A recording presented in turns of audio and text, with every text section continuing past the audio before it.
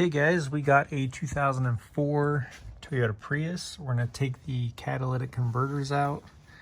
The first thing you're going to do is remove this O2 sensor. This one is pretty much brand new, so it was pretty easy to remove, but it's just a 7/8 wrench, and you probably want to spray some PV blaster in there and let it sit for a while. If you can't get it off this way, you can always take the catalytic converter out, and then I'll show you how to remove the other end of this O2 sensor. So we're going to do that, and then there's two 14mm bolts, and then you're just going to have to cut right here. I just use a Sawzall with a really good blade on it, and I'll show you how I do all that. Okay, so I got those two screws out. They were 14mm. I used a breaker bar with an extension to break them loose, and then just use the drill to pull them out. So now we just have to cut right here to take the rest of it out. Okay, so I cut it out. That's what it's gonna look like now. The blade I used was the Milwaukee, I'm not sure what it's called, but I'll link it in the description. I think it was like the Diablo or the Milwaukee. Yeah, anyways, it's a really good blade. It takes about 25 seconds to cut through that. Okay, so now let's get the aftermarket one. It's on now. You want to push this up, maybe even to an angle as far as you can to slip this over this. You may have to push this back or take this off and push it back so it can give you more wiggle room to put it in, or you can just cut a little bit further back to make it a little easier. You're gonna put the donut up there. We'll place this piece right here. I dropped the one that I was gonna replace. So it's on the ground somewhere, I'll have to find it. And then put those two 14mm bolts back in, and then weld this so there's no leakage, or you can put some putty or something like that in there, but I wouldn't recommend that because it usually just breaks. Okay, so I got those two in.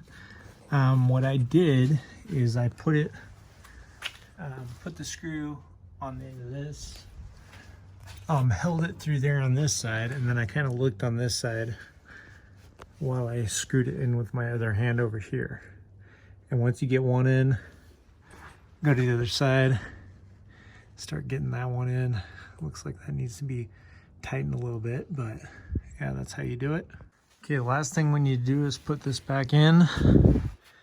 Now you're gonna wind it up the opposite way that you screw it in. So we're gonna wind it up so when we screw it in, it doesn't get all weird. Okay, now just start screwing it in.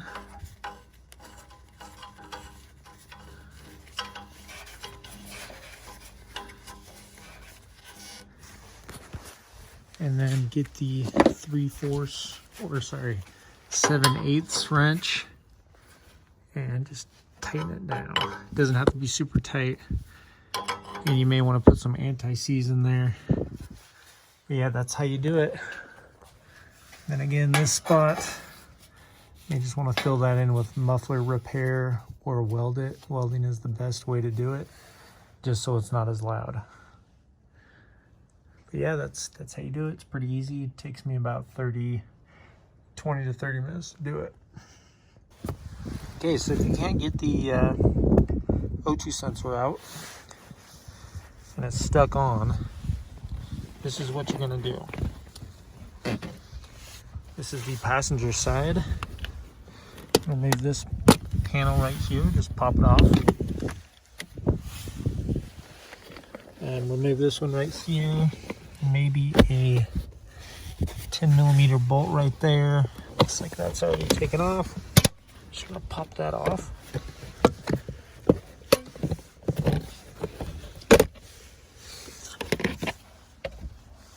Okay, found a pen. Okay, now I'm going to pull this carpet down.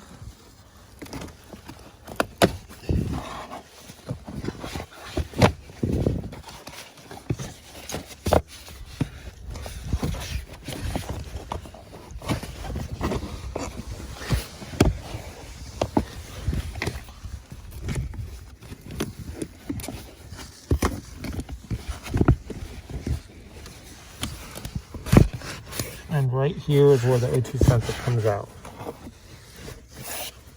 So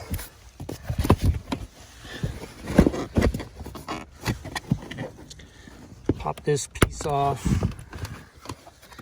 and then this piece as well. And that's the connector to the O2 sensor. So just push this tab in right here. This will pop out, and then you can feed it through that hole right there. So that's how you remove the O2 sensor.